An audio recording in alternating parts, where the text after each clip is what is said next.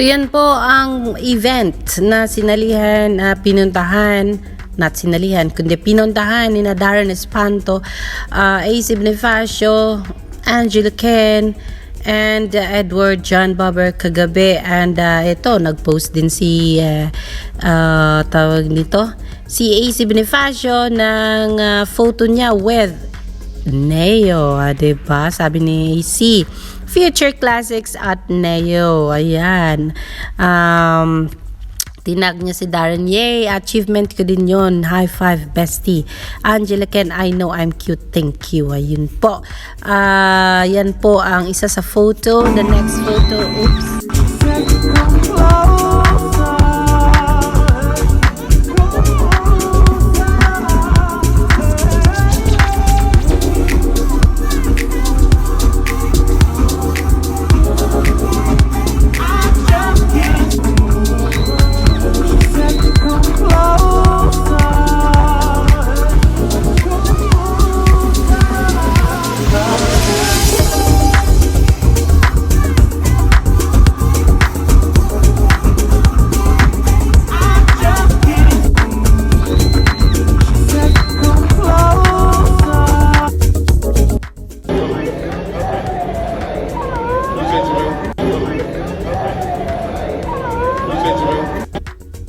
Ayun, so kinilig po si AC Bonifacio pagkatapos makapagpa-picture kay Neo. Party animal ang labas ni Angela Ken at ni AC Bonifacio, Edward Bobber, and Darren Espanto. At nakita natin doon si Bailey May at mga iba pa, Catriona Gray nandoon din sa concert ng Neo. Ayan. Kagabi po yan. Ayan. Congratulations at ayun nga.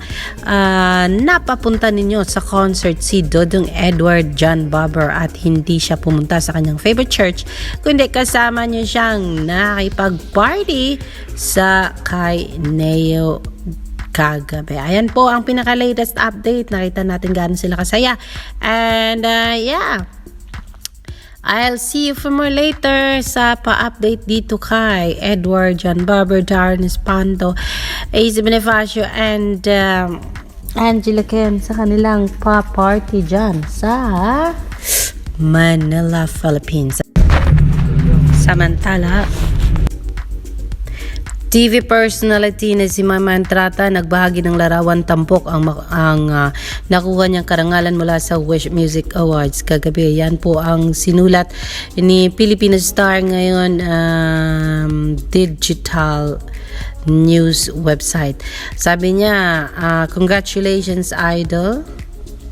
Pagbati naman ng isa sa kanyang mga fans, yan po ang sinabi ng netizens. All glory to God, grabe man to na surprise. Uy, salamat po Wish 107.5 sa recognition na ito. Napakalaking party po kayo sa paglipad ng kanta ng Ama Kabugera. Yan ang ipinitshare ni Filipino Star na isinulat ni Maymay sa kanyang Instagram. Thank you po so much Filipino Star sa pag-feature kay Meridel sa inyong website. Ayan po, yan po ay galing sa Filipino Star ngayon. Alexander Lexter Jules, ayan po, at meron na namang hinanakit itong ibang followers ni Maymay, pero hindi na natin bigyan ng daan yan dito sa ating channel. Ang sa atin ay ang pasalamat ni Maymay na talagang pinasalamatan niyang lahat ng mga tao behind her song Ama Kabugera, and that is such a good thing po para sa isang Ama Kabugera Queen. Maymay Entrata ang marunong magpasalamat ang puso niya sa mga bagay na talagang na ibigay sa kanya. Samantala, Princess Watanaka or Wilma Tanaka's IGs ay nagka-video call sila ni Maymay Entrata at kinongratulate siya ng kanyang pinsan na nasa Japan. Ang sabi pa, I love you, Maymay. Ayan po ang laman ng Instagram ni Wilma Tanaka pagkatapos nilang mag-video call ni Maymay. Ayan po.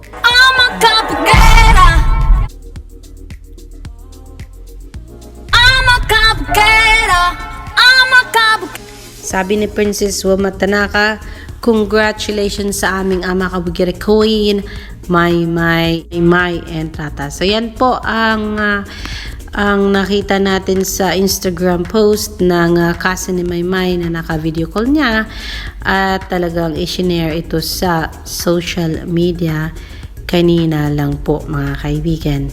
So yan po ang pinaka-latest update natin on Meridel Maymay Entrata and of course yan din po ang update natin with Edward John Barber.